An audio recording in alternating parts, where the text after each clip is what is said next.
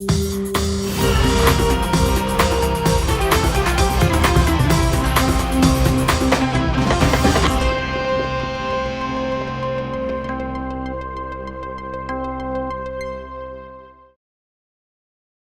últimos anos, a gente construiu uma empresa no segmento de mídia e resolveu lutar contra os gigantes, as pessoas mais poderosas do Brasil. Hoje, a gente já é o líder nacional de audiência e nunca teve um mês que a empresa tivesse rodado no negativo. Tem muita gente que eu vou conversar que diz: Eduardo, não fica falando aí para as pessoas como é que você faz as coisas não, senão vão te imitar. Eu penso o contrário. Eu acho que todo mundo devia saber exatamente qual é o nosso método de trabalho para que mais pessoas pudessem hackear o sistema e vencer o capitalismo para a gente poder construir uma coisa diferente. Eu decidi fazer um curso onde eu vou ensinar tudo que eu sei e que eu faço no meu dia a dia para tocar as empresas onde eu sou sócio e gestor. Para você poder participar da aula inaugural dessa formação, que é única aqui no Brasil, é só você se inscrever no link que vai estar aqui em cima ou aqui embaixo. A aula vai acontecer no dia 29 de fevereiro, uma quinta-feira, às 8 horas da noite. Ninguém pode deixar de participar.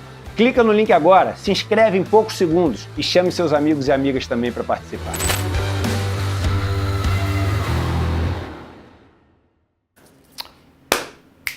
Muito bem, estamos começando o Desperta SL de hoje.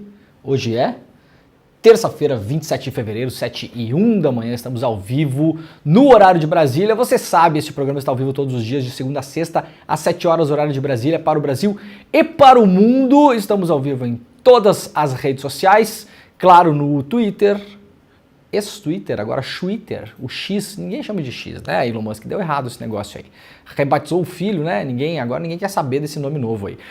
Também no Facebook, no Instagram, na Twitch e também, claro, estamos ao vivo em todos os canais do YouTube que transmitem este programa e os demais programas do ICL. Estamos ao vivo principalmente no canal do ICL Notícias lá no YouTube, no canal do Eduardo Moreira e no canal do Leandro Demore. Então, se você está chegando por aí, vai fazendo aquela maratona diária de YouTube, você assina os nossos canais, se você ainda não assina, deixa o seu like, ative o sininho e, por gentileza, compartilhe este programa. Aliás, estamos ao vivo também na Rádio Brasil Atual, na Rádio Heliópolis, na TVT São Paulo e Grande São Paulo e na TV Quirimurê na Bahia, ou seja, também estamos ao vivo, claro, na TV aberta, nessas duas emissoras e no bom e velho Radinho. Quero agradecer, aliás, ontem nós batemos o nosso recorde desde a estreia deste programa em abril do ano passado, passamos de 30 mil pessoas assistindo o programa ao vivo. Isso é gente pra caramba, tá? Na internet brasileira e mundial também. É muita gente mesmo. A gente tá dando aí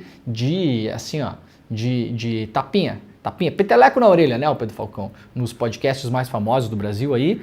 Não tenho visto podcast famoso aí botar 30 mil pessoas ao vivo não, hein? Não tenho visto mesmo, tá difícil. Às vezes eu vou lá ver os caras lá, tem podcast muito bom por aí, claro, não só tô comparando porque são os mais famosos, né? Às vezes tem 4 mil pessoas vendo, 5, às vezes 10, 12, 15, 30 mil, não tenho visto. É? São 50 mesmo.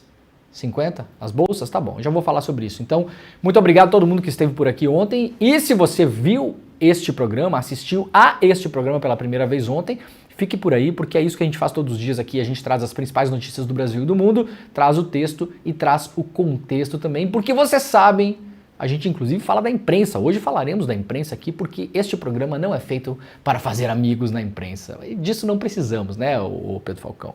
Eu já estou há algum tempo na estrada aí, então eu já fiz os amigos que eu precisava na imprensa. O resto eu não preciso, tá? Não preciso de amigos novos. Se você quer amigos, você não tenha um programa como este aqui na imprensa. Você faz o quê? Você liga pro Teleamizade. Tem o Teleamizade ainda, Pedro Falcão? Ou esse negócio do meu tempo? Pedro Falcão nem sabe o que é o Teleamizade. Teleamizade antes da internet, Pedro Falcão. Você ligava um número lá e aí caía numa pessoa aleatória para você ficar falando, fazer amigos pelo telefone. Sabia que existia um negócio? Eu acho que deve ter funcionado mais como um Tinder. Tenho certeza absoluta. Será que o Teleamizade era o Tinder da época do telefone? Mas tenho certeza. Para as pessoas marcarem dates, nessa época não era date que falava, era outra coisa o nome, né? Mas, enfim, estamos aí Obrigado pela audiência de todo mundo ontem, espero que a gente continue neste crescente. Esse ano é um ano eleitoral importante, então eu tenho certeza que o programa vai crescer ainda mais. Agradeço de coração a todo mundo que esteve ontem por aí. Quem já está hoje por aí, por gentileza deixe seu like, compartilhe o programa e também vai escrevendo aí no nosso chat de onde você está assistindo a este programa. Tá bom, gente? Olha, tem bastante coisa pra gente falar hoje, mas atenção, a gente mostrou um vídeo agora aqui no começo do nosso novo lançamento, o curso Empreendedor Mestre.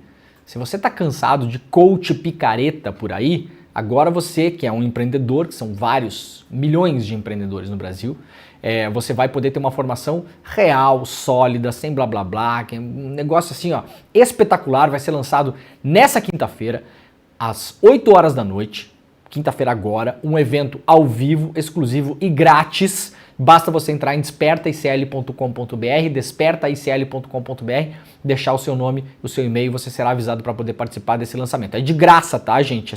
Essa primeira perna do lançamento do curso é de graça. E atenção, hoje a gente vai anunciar aqui para vocês que o ICL estará dando 50 bolsas para que pessoas possam entrar no curso de fato. Ou seja, se você quiser, se você está aí empreendendo, já tem uma empresa montada, quer escalar, quer melhorar seus processos, quer reorganizar, quer aumentar seu faturamento, quer lançar um produto novo, ou se você pensa em empreender, tem uma ideia, inventou alguma coisa, acha que tem um nicho de mercado importante em qualquer área da economia, em qualquer setor da economia, fica até o final do programa, que no final do programa eu vou explicar como você pode ser um dos 50 bolsistas do nosso novo curso sobre empreendedorismo, o primeiro curso real de empreendedorismo no Brasil, empreendedorismo com técnica e com ética, duas coisas que não caminham muito juntas nas coisas que a gente vê pela internet por aí.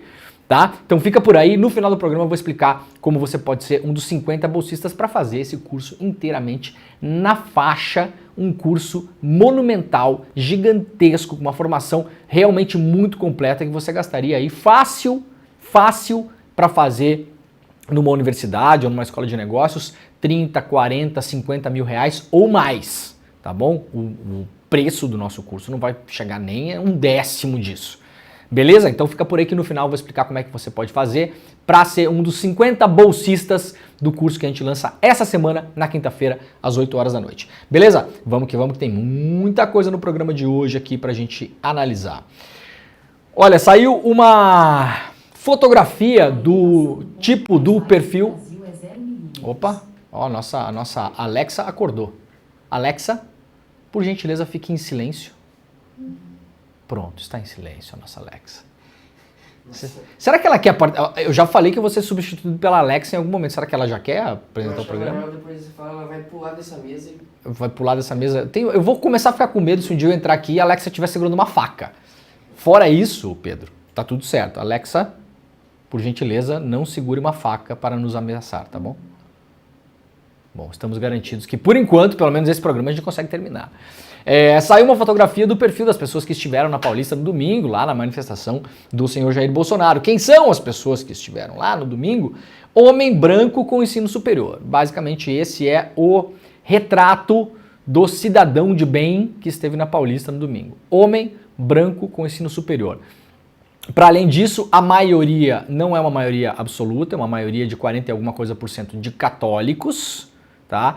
E numa observação média lá, deu para ver já também no domingo, pelas imagens que a equipe do ICL, aliás, a equipe do ICL foi lá undercovered, né? Tivemos uma equipe do ICL lá no meio da manifestação com camisetinha do Brasil e tudo. Camisetinha do Brasil, cabelinho penteado, né? Aquela coisa toda. Para fazer a manifestação, a gente via muitas pessoas de uma idade um pouco mais avançada, digamos assim. E agora um grupo de pesquisadores da USP identificou mais ou menos esse perfil. O ato convocado, o cálculo é do monitor do debate público do meio digital da Escola de Artes, Ciências e Humanidades da USP. A maioria dos manifestantes era composta por homens, 62% deles eram homens, 65% dessas pessoas eram brancos e com ensino superior, quase 70% das pessoas com ensino superior, ou seja, como diria Paulo Freire, a educação, quando não é libertadora, e aí acrescento eu, não presta para nada, né? O Paulo Freire não falou nessas palavras, mas a gente vai colocar aqui, né? O oprimido, quando é educado e a educação não é libertadora, ele tem a tendência a fazer o quê? Virar o opressor ou apoiar o opressor. É assim que funciona, né? O nosso santificado Paulo Freire. O resultado da pesquisa mostra um cenário distinto do perfil étnico da população em geral. A renda média dos manifestantes também não reflete a situação econômica da maioria do eleitorado do Brasil. Ou seja, se você comparar os dados do IBGE com os dados das pessoas que estiveram no domingo, você vai ver que elas, aquele perfil demográfico, isso aqui não é o que eu acho, tá, gente? É a pesquisa da galera da USP aqui. O perfil demográfico das pessoas que estavam na Paulista no domingo não representa o perfil demográfico geral da população brasileira. Quem esteve na Paulista no domingo, majoritariamente, representa uma faixa específica da população brasileira.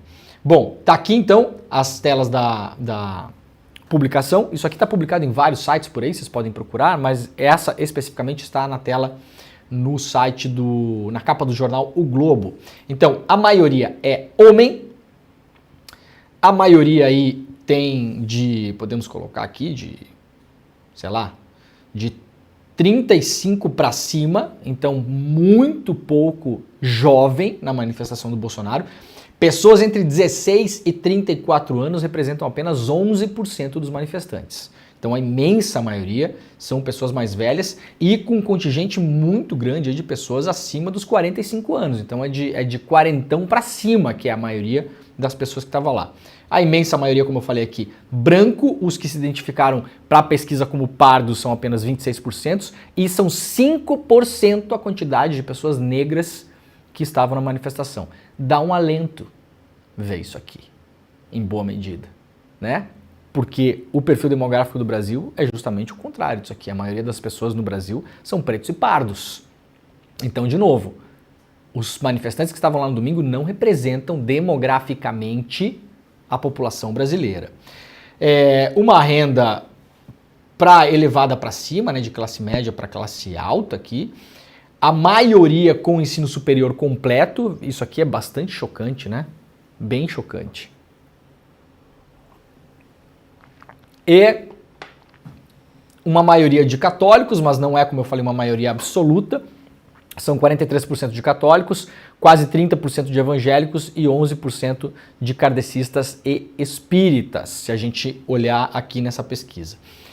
Isso aqui é uma coisa que eu venho falando já desde o ano passado, né? Eu venho conversando muito com muita gente aí, principalmente em viagens pelo interior do Brasil, que é onde a gente pega um pulso um pouco diferente das capitais. Bolsonaro inelegível. Em quem as pessoas votariam? Aqui, ó, Tarcísio de Freitas. É o grande nome, até porque foi o cara que apareceu lá, mas é o grande nome. O Romeu Zema também é muito cotado, a Michelle Bolsonaro também, claro, muito claro pela proximidade do Bolsonaro, aquela coisa toda, mas vejam a importância da gente ficar de olho no Tarcísio de Freitas. Notadamente, os filhos do Bolsonaro aparecem muito mal cotados aqui, né? Aliás, a gente poderia começar a arrumar intriga entre eles e a Michelle, né? Eduardo e Flávio, como é que é? A Michelle tá fazendo 19% e o Eduardo e o Flávio só 1%. Eduardo, vai deixar assim, né? É assim que faz, né? Ô, Flávio, a Michelle aí, ó, 19% e vocês estão feios, né? Braga Neto, Braga Neto, olha a Michelle aqui. Damares, ô Damares, sujou, hein, Damares? A Michelle tá com muito mais coeficiente eleitoral do que você, né? Sobre a eleição de Bolsonaro, as pessoas dizem que o ex-presidente deve apoiar o Ricardo Nunes ou deve lançar um candidato próprio. O Bolsonaro não vai lançar candidato próprio para as eleições de São Paulo desse ano, deve sim apoiar o Ricardo Nunes e já tem aí quase 40% de pessoas que acham que é isso que o Bolsonaro deve fazer mesmo. Portanto, Ricardo Nunes, até porque é o atual prefeito, está com a máquina na mão, com o apoio eleitoral do Bolsonaro. O Bolsonaro é bom em eleger candidatos que ele indica, não vamos aqui maquiar a história, ele é bom em fazer isso, é favorito para ganhar as eleições desse ano em São Paulo, tá, gente? Podem escrever. Vai ganhar? Não sei, estou dizendo que é favorito, é o atual prefeito e pode ter o apoio de um cabo eleitoral importante que é o senhor Jair Bolsonaro. Isso aqui é curioso. Quem as pessoas acham que venceu a eleição de 2022? Vejam o que o professor Castro Rocha, nosso querido professor, pesquisador, que está sempre no ICL, fala sobre a dissonância cognitiva. Isso aqui é uma fotografia, viu, professor? Para o senhor usar nos seus comentários, isso aqui é uma fotografia da dissonância cognitiva. Quase 90% das pessoas que foram ouvidas pela pesquisa na Paulista no domingo acham que o Bolsonaro ganhou a eleição de 2022. Então aqui, ó, para quem diz que o papinho de fraude na urna, o Bolsonaro fala o que ele quiser e as pessoas acreditam que se elas querem, que isso não influencia na cabeça de ninguém, 9 em cada 10 pessoas ouvidas pela USP no domingo, na Paulista, acham que teve fraude na urna, porque isso aqui é o mesmo que falar, a urna foi fraudada. Então esse aqui é o grande cavalo de batalha do Bolsonaro. Bolsonaro não falou diretamente sobre fraude na urna no domingo, mas falou aquela coisa que aconteceu em outubro. Como ficou com medo de falar, não pode falar, está sendo investigado por isso. Aliás, a investigação do golpe de Estado, ela abrange o descrédito no sistema eleitoral, então Bolsonaro não falou em urna, não falou em fraude, mas falou aquela coisa que aconteceu em outubro, foi uma das primeiras coisas que ele falou no domingo, quando subiu lá no trio elétrico. Bom, aqui o Lucas Paulino, que é um pesquisador também lá no Twitter, fez um resumo então pra gente entender um pouco melhor aqui, né? Tem outros dados aqui. Das pessoas que estiveram na Paulista no domingo, 94%, atenção professor Castro Rocha, a dissonância cognitiva está agora colocada em planilhas de modo científico. 94% das pessoas acreditam que o Brasil vive hoje, numa ditadura. Tá? É sério isso aqui, gente. É sério. Porque isso aqui nos mostra o problema para o futuro. 90% acham que o Bolsonaro ganhou a eleição, ou seja, acham que a eleição foi manipulada, e 94% acham que o Brasil vive hoje numa ditadura. Quase metade defenderia a decretação da tal da GLO por Bolsonaro, ou seja, vamos traduzir isso aqui, metade das pessoas que estiveram lá defenderia literalmente um golpe de Estado pelo Bolsonaro. Isso aqui eu achei baixo até, achei pouco. 42% apoiariam intervenção militar, ou seja, dá para juntar essa galera aqui, né, também. Né, porque as duas é a mesma coisa. E 23% aprovaria estado de sítio. Se você fizer um mesh aqui, ó, que defende decretação de GLO, intervenção militar e estado de sítio, você vai ter muito mais do que a metade que defende basicamente um golpe militar, porque essas três coisas relatam o mesmo sentimento popular em relação às pessoas que estavam lá. Muito bem, vamos lá para umas notícias rápidas do site iclnoticias.com.br. Mendonça dá 60 dias para empresas renegociarem acordos da Lava Jato. O ministro do STF decidiu dar 60 dias para que os órgãos públicos e empresas interessadas renegociem os termos dos acordos de leniência da Operação Lava Jato. O magistrado também determinou a suspensão de qualquer sanção caso as empresas atrasem os pagamentos acordados. Com a decisão, o cumprimento dos compromissos entre as partes fica suspenso por esse tempo. Pelos acordos de leniência, as empresas concordaram em ressarcir o erário e colaborar com as investigações. Na segunda-feira, Mendonça conduziu audiência de conciliação com empresas, a Procuradoria-Geral da República e órgãos federais como a AGU e a CGU. O Tribunal de Contas da União também enviou representantes. Segundo o STF, o ministro negou durante a reunião que esteja promovendo revisionismo histórico dos acordos. Mendonça é relator de uma ação de descumprimento, uma ADPF, que se chama no STF, em que o PSOL, o PCdoB e o Solidariedade pedem suspensão dos acordos de leniência. Portanto, é mais um capítulo do que vem acontecendo aí, e vamos lembrar sempre, né, gente, essa lambança toda que está acontecendo é culpa exclusiva da Lava Jato, que se não tivesse feito as lambanças e ou ilegalidades que cometeu ao longo do percurso, nada disso estaria acontecendo. Vários desses acordos foram celebrados sem a participação da Controladoria Geral da União, que é, por lei, o órgão que tem que estar na mesa sentado para negociar esses acordos. Então não adianta culpar o Mendonça, o Toffoli, né, a vovozinha, porque se houve irregularidades, mas então os corruptos vão sair pela porta da frente. Pois é, daí você liga lá pro Moro e reclama com ele. liga para o Januário Paludro, para o Deltan Dallagnol, para o Carlos Fernando, né? Liga para os procuradores lá, para o Diogo Castor de Matos, pro Orlando Martello. Você liga lá para esses caras e reclama com eles porque eles não fizeram o trabalho deles direito. Vamos lá para mais destaques do iclnoticias.com.br. O governo federal vai destinar mais de 3 mil imóveis da União sem uso para habitação popular. O governo federal fez um monitoramento de imóveis da União que estavam abandonados ou subutilizados e agora vai destinar para que eles sejam reformados. Alguns vão ser destinados para municípios ou para estados. Por exemplo, no Rio de Janeiro, ontem o Eduardo Paes anunciou que a estação Leopoldina, uma estação histórica de trens do Rio de Janeiro, que estava na mão da União, foi destinada agora para a Prefeitura do Rio de Janeiro e ela vai ser reformulada, e o Eduardo Paes já anunciou que vão ser construídos ali museu, parque e habitações populares. O acordo é que vire habitação popular em todos esses lugares, em maior ou menor medida, mas que a gente consiga colocar pessoas para morar nesses lugares que hoje estão desocupados. Hacker diz que foi procurado pela BIM em busca de fraude nas urnas. Matéria lá do iclnoticias.com.br, matéria exclusiva, original do site, assinada pela repórter Carla Gamba, diretamente de Brasília. Mensagens encaminhadas pelo tenente-coronel do Exército Sérgio Ricardo Cavalieri ao Mauro Cid em 2022 relatam um encontro de agentes da BIM com hackers que alegavam terem constatado inconsistências no sistema eletrônico de votação. Nas mensagens, eles dizem que a ex-ministra e agora senadora Damares Alves pode ter mediado o contato entre eles e o Palácio do Planalto. A conversa consta no relatório da Polícia Federal entregue ao STF. Cavalieri, um dos alvos da investigação, enviou áudios que, segundo ele, seriam de 2 hackers do interior de São Paulo.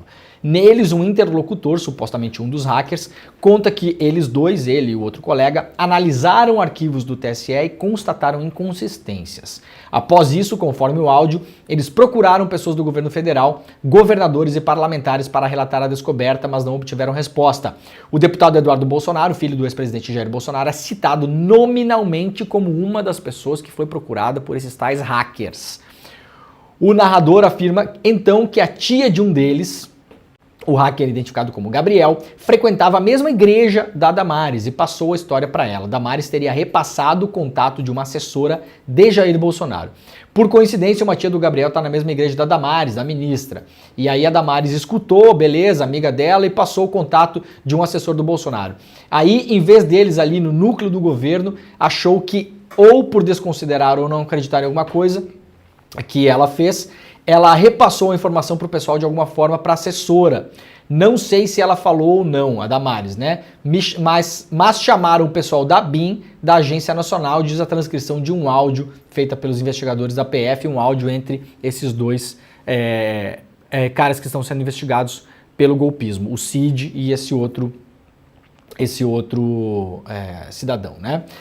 Esses caras da BIM vieram aqui e ficaram 2 ou 3 dias, aí não desmerecendo, cara, mas a gente chegou numa conclusão de que os caras estudaram para entrar num concurso, passaram no concurso, mas tecnicamente são fracos demais. Então eles vieram e a gente percebeu que foi mais para especular e saber como a gente chegou naquele resultado, dizem os caras. Ou seja, eram os hackers vagabundo aí que se venderam como hacker e como todo o bolsonarismo no governo aí, eles estavam topando falar com qualquer pessoa, né? Qualquer pessoa que pudesse ajudar eles no descrédito das urnas eletrônicas.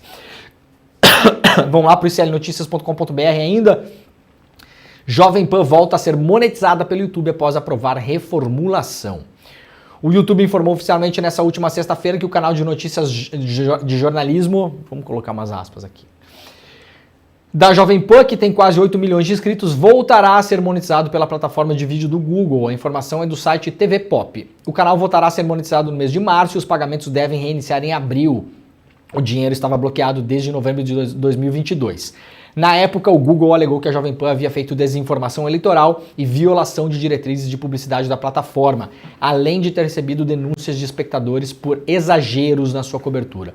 Desde abril do ano passado, a Jovem Pan tenta se adaptar aos pedidos do Google para reaver o dinheiro que conseguia, desde a legenda de vídeos até a linha editorial, que virou sua principal preocupação.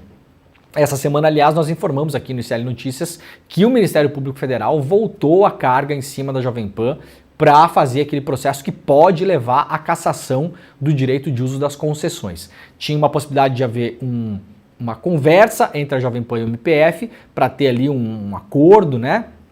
Esse acordo não saiu, então a Jovem Pan volta a ser ré, na verdade ela já é ré, já está na justiça, né? O processo já está na 6ª Vara Civil Federal. Muito bem, então o YouTube vai voltar a dar dinheiro para a Jovem Pan.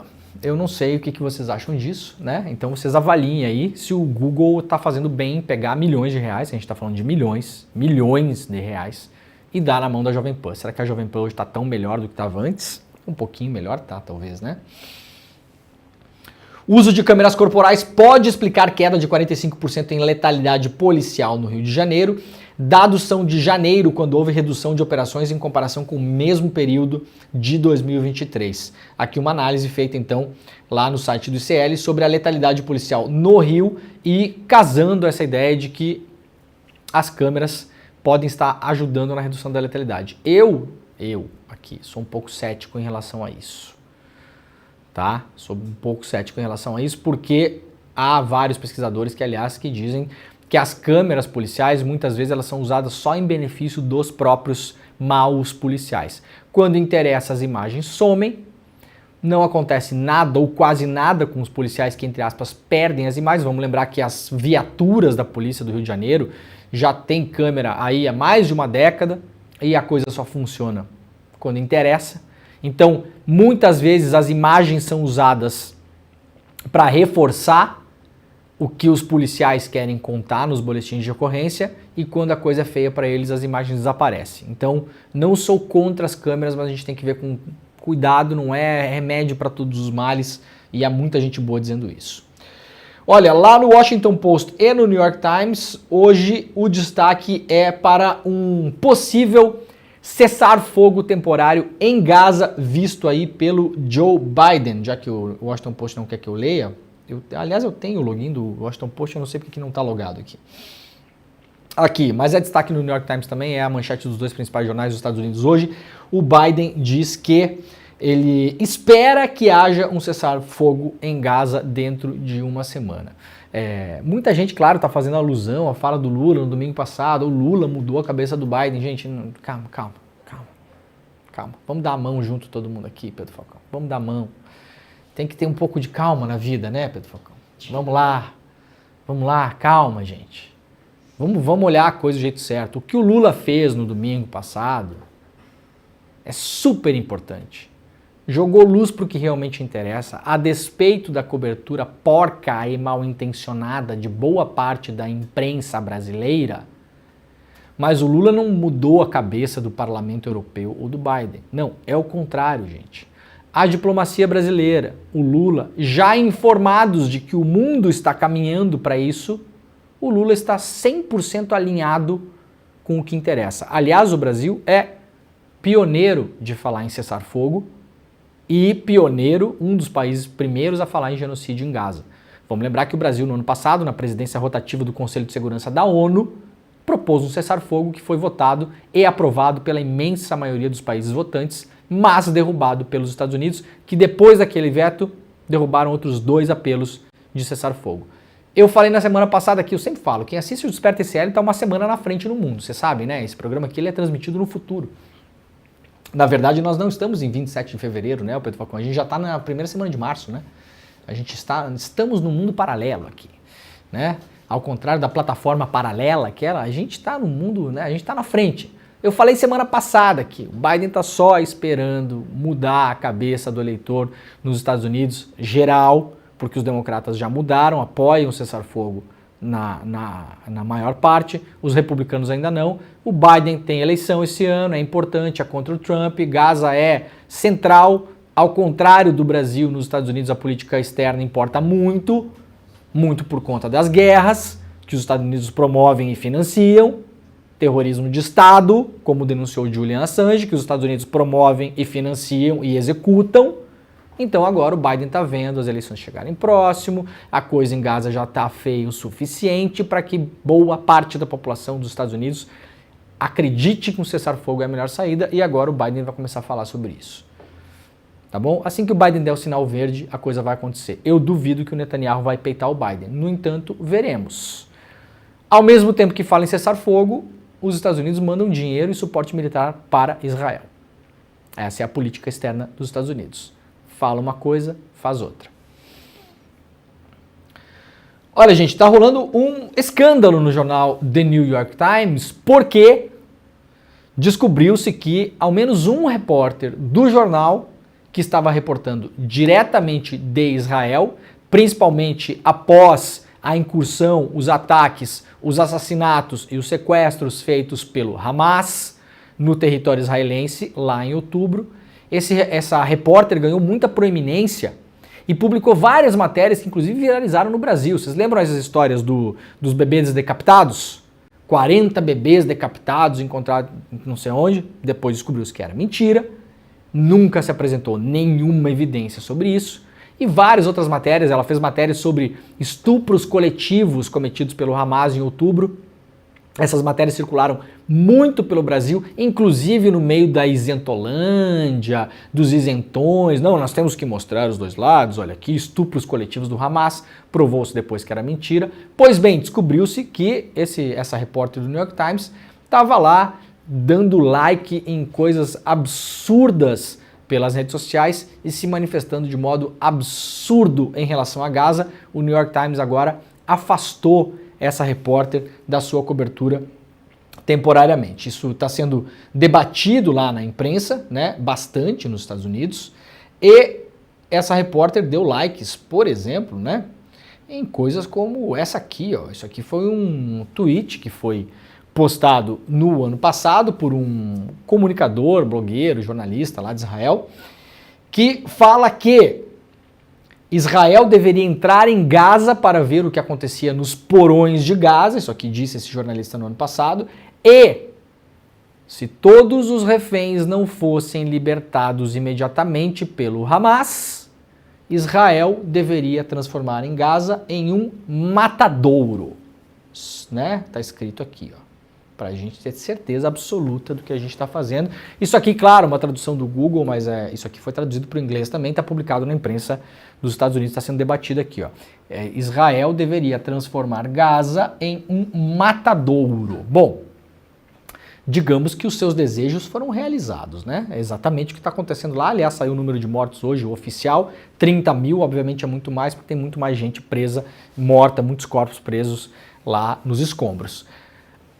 A repórter do New York Times estava dando like nesse tipo de post aqui. O New York Times é um jornal isento, né, entre aspas, se vende como isento. E aí ela deu asa a várias reportagens, como por exemplo a dos bebês decapitados. Diz aqui a Business Insider, um site isento também, aliás, de direita, da mídia liberal, né, dizendo que o exército de Israel não mostrou nenhuma evidência de que isso aconteceu, mas não voltaria atrás na sua opinião. Essa repórter do New York Times também estava dando asa a esse tipo de reportagem. Anat Schwartz é o nome dela. Jamais havia trabalhado como jornalista de fato antes de outubro. Na verdade era uma filmmaker, né? Uma documentarista, uma cineasta que fazia filmes pró-Israel. E foi contratada pelo New York Times para fazer uma das coberturas mais importantes dos últimos anos lá no Oriente Médio. Aí vocês vejam as reportagens que ela publicou aqui, ó. A ONU estuda violência sexual durante os ataques do Hamas, como o Hamas usa a violência sexual nos seus ataques, ex-reféns contam como foi os seus dias de terror, de novo violência sexual do Hamas, de novo violência sexual do Hamas. Isso aqui é tudo matéria que foi publicada por ela desde o ano passado, tá? E assim por diante, Israel, autoridades de Israel mostram mais evidências das atrocidades do Hamas. Isso aqui era logo depois que começou a circular a questão dos 40 bebês decapitados. Essa matéria trata disso também. Isso jamais foi provado, ou seja, isso não existiu, porque se você faz uma acusação tem que provar. Então isso não existiu. Ela foi uma das principais repórteres que deu asa para isso e, usando a marca do New York Times, colocou lá credibilidade em cima dessa questão. Bom, afastada por enquanto, e aí podemos imaginar quanto mais disso tem na imprensa dos Estados Unidos. O próprio The Intercept tinha publicado agora, em janeiro, dia 28 de janeiro, que o New York Times tinha gravado aquele podcast que eles têm diário, chamado The Daily. O New York Times tem um podcast diário de meia hora chamado The Daily, que aliás a Folha de São Paulo tem um igual aqui no Brasil, né? Que é o... Como é o nome do podcast da Folha? Meu Deus, esqueci. A galera que souber pode colocar nos comentários. Naquele podcast da Folha de 30 a 40 minutos que acontece todos os dias, que tem todos os dias publicado. Eles tiraram a ideia do The Daily do New York Times. Também não foi o New York Times que criou essa história, mas enfim, são muito semelhantes.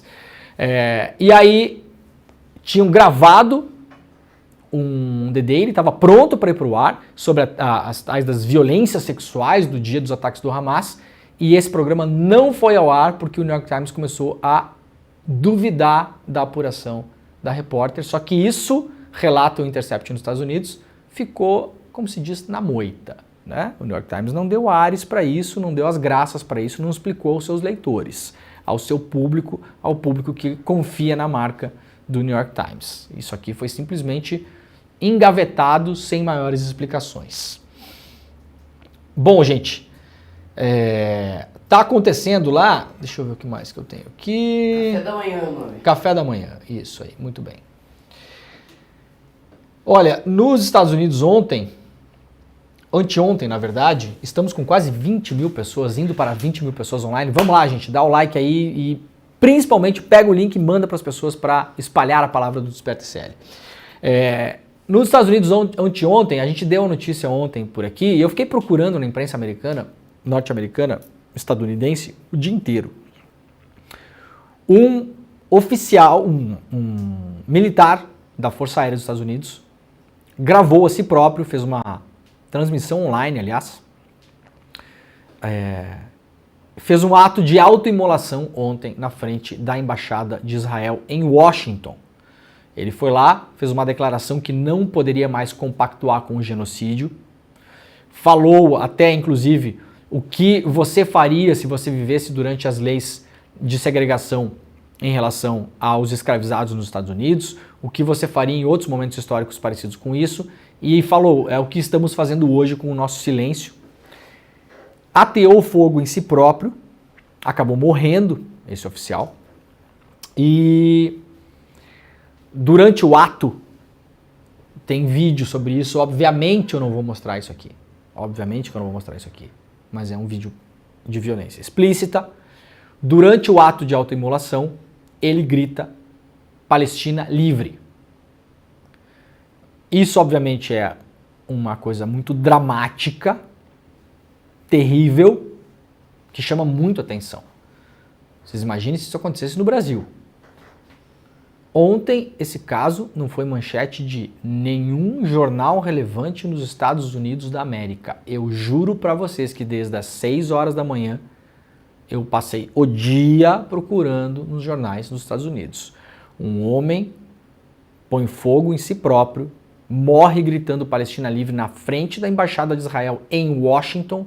Isso absolutamente não foi destaque da imprensa dos Estados Unidos ontem. Eu juro que eu tive que procurar nas capas onde estava. Tá? E aí, muita gente notou isso também, claro. Não tem nenhuma excepcionalidade em eu notar isso, né? Basta entrar na capa dos jornais e ver que não está lá. Bom, os editores desses jornais podem considerar que isso não é uma coisa importante, relevante, que isso não é uma notícia. A mim parece uma notícia. Muito bem. Prints dos jornais dos Estados Unidos de ontem. Querem ver como esse negócio foi dado nos Estados Unidos? The New York Times. Vamos fazer em pezinho aqui que fica mais legal? Homem coloca fogo em si próprio em frente à Embaixada de Israel em Washington, diz a polícia. Homem. Reuters.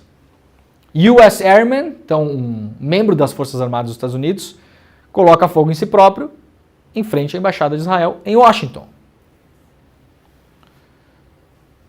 Mesma notícia aqui, lá na CNN, mesma manchete, inclusive.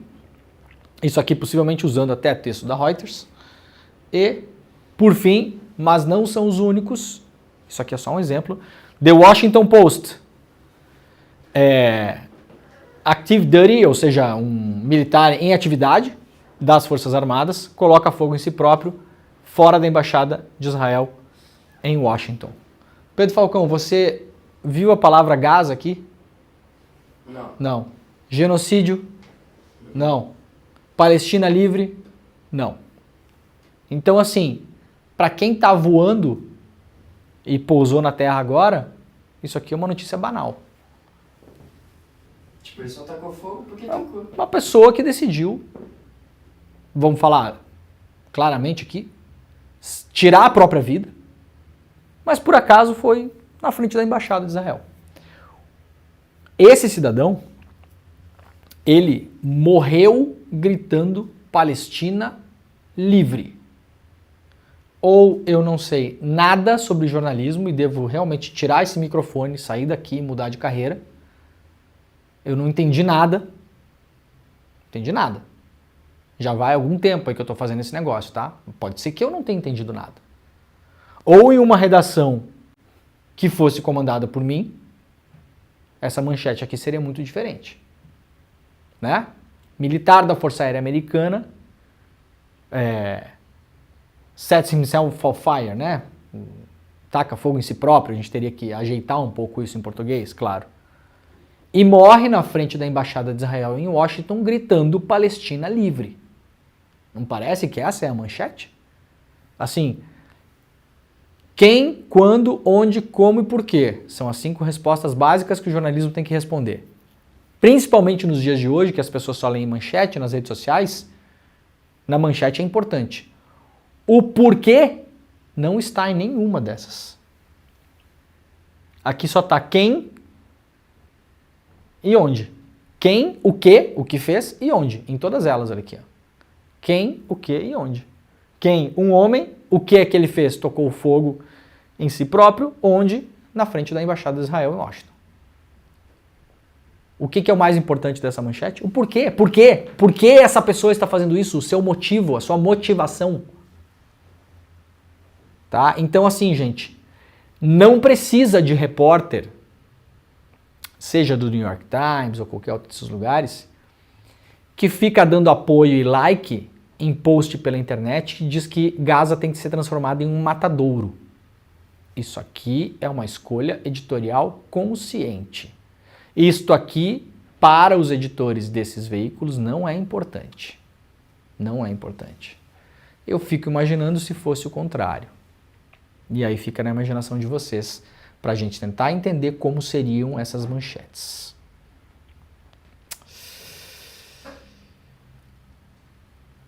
Muito bem, olha só, sobre o cessar-fogo de Gaza, uma informação importante dada aqui pelo jornal inglês The Guardian. Pode haver uma troca de reféns, então é isso que está também neste momento na pauta. Hostages, aqui ó. Pode haver uma troca de reféns lá entre o Hamas e Israel. A Reuters reportou que pode haver uma troca de prisioneiros de Israel e reféns, de novo aqui, o tom da cobertura, tá? Que eu tenho falado desde o começo. As pessoas que foram presas por Israel, várias delas sem acusação formal, menores de idade, adolescentes, pré-adolescentes e até pessoas que podem ser consideradas crianças, tem gente de 13 anos presa em Israel. De modo arbitrário, sem acusação formal, são chamados de prisioneiros. As pessoas que foram sequestradas pelo Hamas são chamadas de reféns. Que nome se dá às pessoas que foram sequestradas pelo Hamas? Reféns.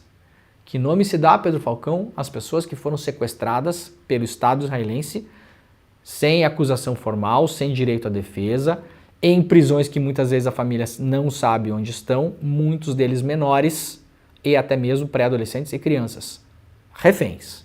Então vai haver uma troca de reféns e é possível que o Hamas solte 40 reféns, incluindo homens, crianças abaixo de 19 anos, pessoas mais velhas acima de 50 e doentes, enquanto Israel pode soltar 400 palestinos. São todas as pessoas que são presas por Israel? Não, tem muito mais gente presa lá, gente. 400 é o que eles conseguem trocar. Então vamos colocar a coisa do jeito correto aqui. Desde outubro acontece um massacre em Gaza. Se o objetivo de Israel fosse libertar os reféns israelenses, isso aqui já teria sido feito antes. Já houve uma troca de reféns, tá? Já houve no final do ano passado. E não mais, nem antes e nem depois. Então, se o objetivo da política externa de Israel fosse resgatar os seus, Israel não estaria apostando em terraplanar Gaza inteira. Inclusive sob o risco de matar os próprios israelenses que estão presos lá. Esse é o risco geral. Israel estaria fazendo esse tipo de negociação desde o começo. Isso não aconteceu. Mas, Leandro, você está dizendo que então o interesse de Israel não é libertar os reféns. Eu não. Eu não estou falando isso, não. De maneira nenhuma. Quem está falando isso é o ministro israelense. Matéria da semana passada que nós demos aqui, aliás, publicada lá pelo Brasil 247. Observações feitas pelo ministro das Finanças de Israel, Paulo Guedes deles, né? Bezalel Smotrich, durante uma entrevista na rádio Kan Reset Bet, geraram controvérsias sobre as prioridades de Israel no alegado conflito com o Hamas, em que o exército israelense já massacrou mais de 30 mil palestinos. Ao afirmar que o resgate dos 134 reféns mantidos pelo Hamas não é a coisa mais importante, isso aqui quem disse foi o ministro de Israel, não fui eu, e a gente está vendo que não é a coisa mais importante, porque Israel tem espaço para negociar reféns, na cota de 10 por 1, inclusive, 400 por 40, numa cota muito maior, porque aliás os reféns que estão lá em Israel são muito mais, a quantidade é muito maior. De acordo com o portal de Jerusalem Post, o ministro israelense disse: não, esse não é o ponto mais relevante do momento, resgatar os reféns. Por que você quer buscar uma competição de prioridades? Falou o ministro para os jornalistas que indagaram ele. O complemento da declaração, o ministro falou que o foco principal é derrotar o Hamas e aplicar mais pressão militar. Então, para que não reste dúvidas, Israel pode negociar desde o começo, decidiu não negociar, decidiu invadir Gaza e até a semana passada um dos seus principais ministros falava: o foco é destruir o Hamas e aumentar a pressão militar, não resgatar os reféns. Não sou eu que estou falando, é o ministro, vocês viram aqui. Tá bom, gente? Vamos lá então. Vamos lá para o site da Bloomberg Linha, que é um site de informação econômica publicado aqui no Brasil. Americanas, venda online cai 79% e patrimônio líquido negativo vai a 31 bilhões. Isso aqui ainda é reflexo da maior fraude já perpetrada na história do mercado brasileiro, em números absolutos. O balanço das Americanas foi para o espaço, obviamente. Os números divulgados na manhã de ontem dos 3 primeiros trimestres de 2023 apontam um prejuízo líquido de 4,6 bilhões, uma dívida bruta de quase 40 bilhões e um patrimônio líquido negativo de 31 bilhões. Alguém que é economista aí pode me corrigir se eu estiver errado, mas patrimônio líquido negativo de 31 bilhões quer dizer o seguinte: se as Americanas hoje vender tudo que tem, ela ainda fica devendo 31 bi. Porque a Americanas vai lá, faz uma avaliação do próprio patrimônio líquido, né? Então nós temos isso aqui, esse prédio, essa loja, esses computadores, cadeira, sei lá, tudo lá que tem lá nas Americanas, esse centro de distribuição, essas máquinas, tem o patrimônio líquido. Me corrijam por gentileza se eu estiver errado, tá? Se vender tudo, ainda fica devendo 31 bi. Esse é o resultado das Americanas hoje. Sabem o que aconteceu com as pessoas responsáveis por isso aqui? Absolutamente nada. Pelo contrário, criaram uma CPI fake na Câmara dos Deputados, não investigaram nada, não chamaram para depor os 3 sócios de referência das Americanas, os bilionários brasileiros, Lehman, Telles e Sicupira, não foram chamados, não foram intimados, não foram sequer convidados. Você pode intimar ou convidar a pessoa. Então, intimar, digamos que é uma coisa um pouco mais extrema. Você intima. CPI funciona como delegacia de polícia. Então, você intima. A pessoa é obrigada a comparecer. Não foram intimados. Ah, mas foram convidados? Vocês podem imaginar que na fraude das Americanas seria importante convidá-los para falar. Convidá-los, eles poderiam não aceitar. Não foram sequer convidados. CPI das Americanas terminou sem indiciar nenhuma pessoa. Não aconteceu absolutamente nada com essa gente. Tá bom? Seguem morando lá na Suíça, né? Viajando lá para Chamonix, sei lá eu para onde, com os seus 7, 8, 9 aviões, 3, 4, 5 helicópteros. A vida segue normal para essa gente. E serão normalizados pela imprensa, tá? Podem ter certeza disso. Aliás, já começou desde o ano passado. Os sócios de referência vão doar dos seus patrimônios pessoais tantos milhões de reais para ajudar na crise das Americanas. Não, gente, eles não estão doando do patrimônio pessoal deles. Eles estão devolvendo uma parte do dinheiro que eles ganharam com a fraude em balanço. Porque aconteceu uma fraude em balanço nas Americanas, as ações valorizaram de modo antinatural, não natural, artificial. Esses caras ganharam um rio de dinheiro com esse negócio. E aí quando a coisa encrespa agora, eles não estão dando o dinheiro deles, eles estão devolvendo uma parte do dinheiro que eles ganharam com a fraude. Eles foram beneficiados diretos da fraude, sequer convidados para dar depoimento na CPI das Americanas. A CPI cumpriu o seu propósito, aliás, né, que era inocentar essas pessoas. É para isso que ela foi criada. Olha, após condenação, Barcelona retira a homenagem a Daniel Alves de seu site, publicado lá pelo Diário do Centro do Mundo. O Daniel Alves, 40 anos, foi condenado a 4 anos e meio de prisão por estupro na Espanha. Foi removido da lista de lendas do Barcelona. Desde sua segunda saída da equipe em 2022, ele não constava mais na página dedicada a exaltar figuras históricas do time.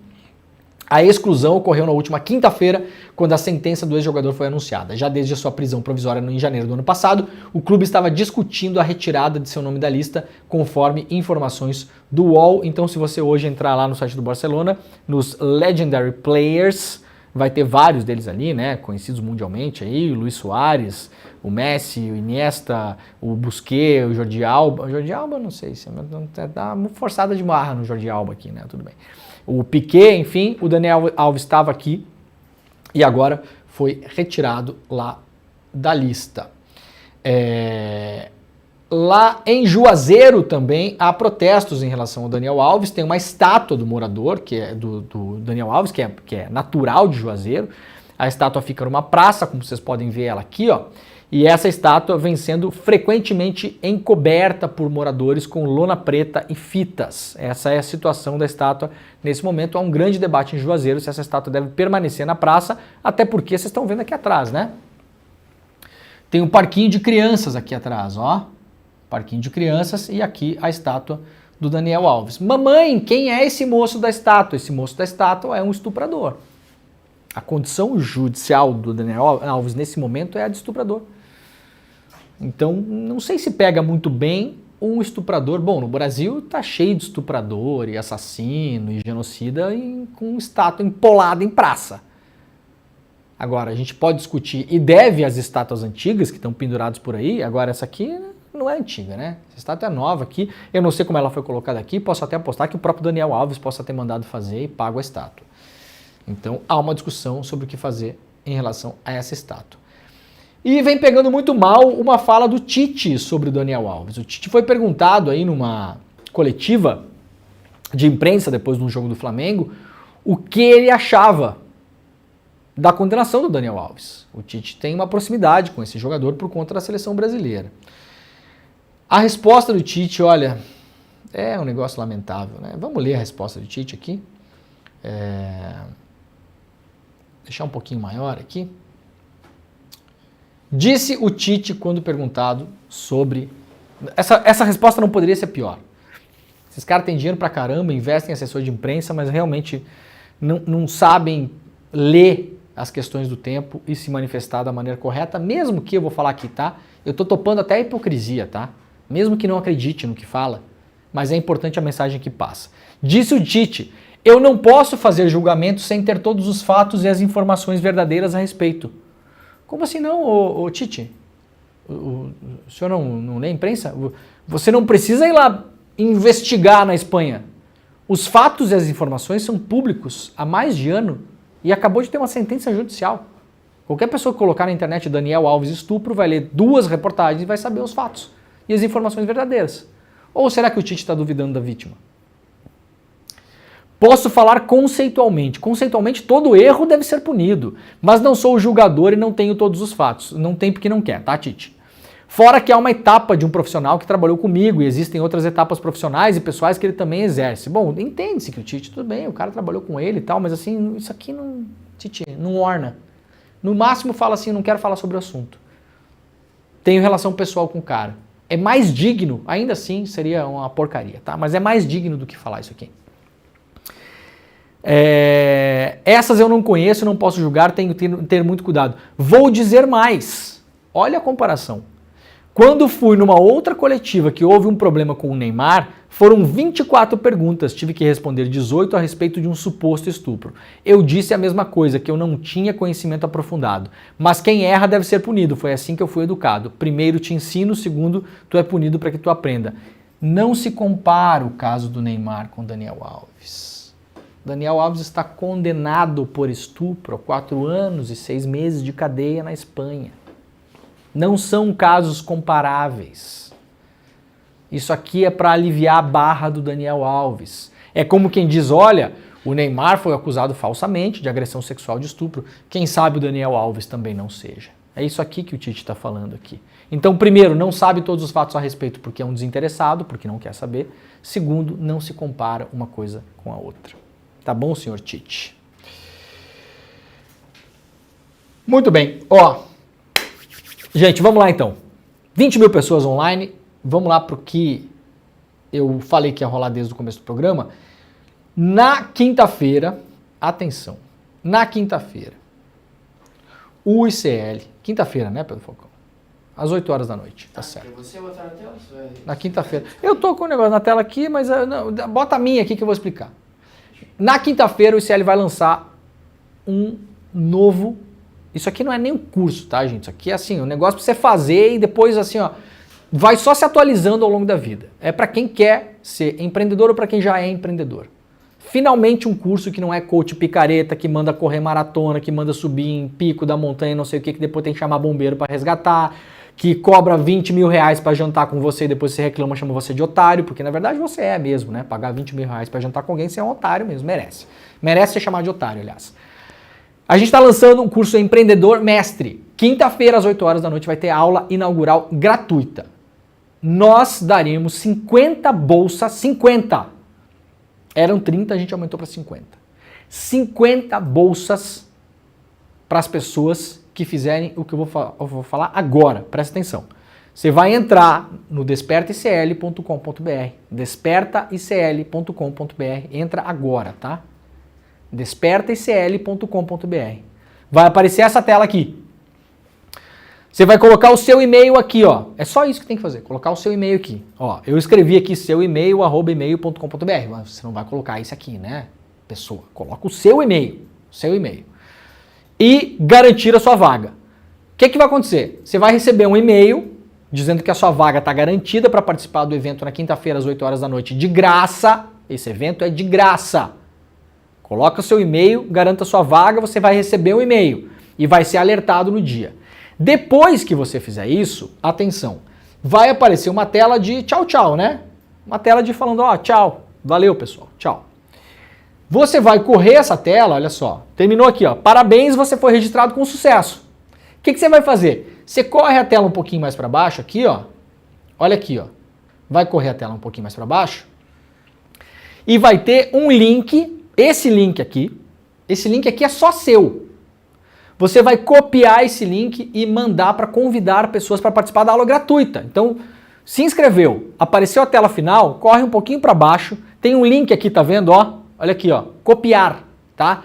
Você copia esse link e manda para as pessoas que você acha que tem que participar dessa aula inaugural, que de novo é de graça. Você só tem que mandar, a pessoa não vai pagar nada, você não vai pagar nada para fazer isso aqui, nem a pessoa.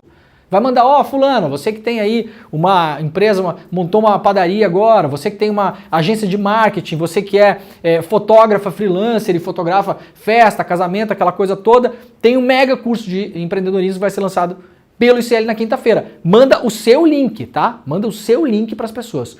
O que é que a gente vai fazer com o link de cada pessoa? As 50 pessoas que mais compartilharem este link receberão a bolsa para fazer todo o curso de graça. Então aqui nós já temos o ranking da galera que está aqui na frente, olha aqui, ó. O Elson Oliveira Rios está com 290 indicações. O que significa isso, gente? Ele mandou o link para várias pessoas e dessas pessoas 250 se inscreveram para participar da aula grátis. É só isso, você não vai mandar, isso aqui não é pirâmide não, tá? Ninguém vai botar dinheiro nesse negócio aqui, fica tranquilo, tá bom? Tranquilo. Manda o link e a pessoa vai lá, se inscreve para participar da aula de graça. O Arthur Stork tem 286 indicações, e aí vai, ó, 258, 232, então tem várias pessoas com várias indicações. Ah, Leandro, mas é muita indicação, tô saindo muito atrás, eu não sei se eu vou chegar em 290. Gente, são 50 bolsas aqui, ó, 4, 8, 12, 16, vai baixando. Então olha aqui como tá fácil, ó. Olha como tá fácil. Tem gente aqui embaixo no ranking, por exemplo, a última pessoa aqui que está ganhando bolsa, ó, a Karina Prati, ela fez 27 indicações. Então se você agora conseguir que 28 pessoas se inscrevam no curso, você vai ganhar, já está participando aqui para ganhar uma bolsa, tá bom? Então corre para lá, despertacl.com.br, faça a sua inscrição e depois que aparecer a tela de tchau, tchau, você corre um pouquinho para baixo, copia o seu link e usa só o seu link para mandar para as pessoas. Tá? Então agora você vai usar o despertacl.com.br, entrar, se inscrever, copiar o seu link e mandar geral para as pessoas se inscreverem para a aula gratuita que vai acontecer na quinta-feira às 8 horas da noite. Beleza? É isso, o programa de hoje está acabando. Hoje eu estarei no ICL Notícias, segunda edição, e amanhã o Desperta volta às 7 horas da manhã, ao vivo, horário de Brasília. Valeu! Esse ano, algo que muitos diriam ser completamente improvável ou talvez até impossível aconteceu. Eu ganhei o prêmio de maior influenciador de economia e negócios do Brasil. E isso me deu a certeza de seguir em frente com o projeto que eu tinha há muito tempo. Criar um curso de formação empreendedora. Mas uma coisa séria, com prática. Nada de coach de final de semana. Um curso que trouxesse os conceitos de vendas, marketing digital, contabilidade, finanças corporativas e tudo mais que alguém precisa para conseguir ser bem-sucedido numa área onde as chances são muito pequenas. Para você participar de graça da aula inaugural desse curso, onde eu vou passar por todos os conceitos básicos, é só você clicar no link aqui em cima ou aqui embaixo. A aula vai acontecer no dia 29 de fevereiro, uma quinta-feira, às 8 horas da noite. Todo mundo tem que participar. Eu vou ensinar para vocês como hackear o capitalismo com as regras dele.